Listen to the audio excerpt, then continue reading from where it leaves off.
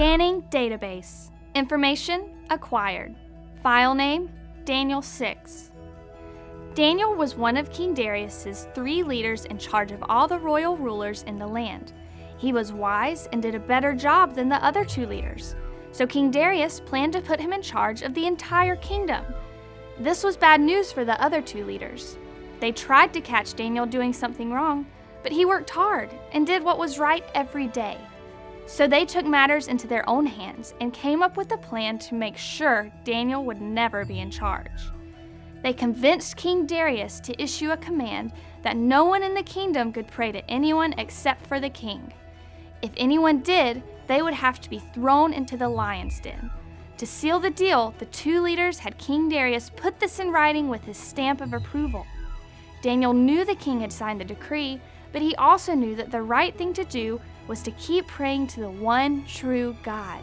So, Daniel went through his normal routine, going upstairs in his house and getting on his knees to pray to God 3 times a day. The 2 leaders figured Daniel would do this, so they caught him in the act and reported it to the king. King Darius had no choice but to punish Daniel for what he had done. The king returned to the palace, but he couldn't sleep. The next day, he hurried to the lion's den and called out to Daniel. Daniel called back.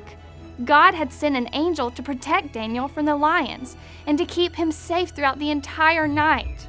Because Daniel belonged to God, he was victorious.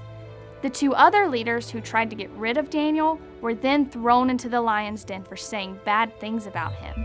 In fact, after King Darius saw what God had done for Daniel, he ordered that everyone in the kingdom respect and honor Daniel's God.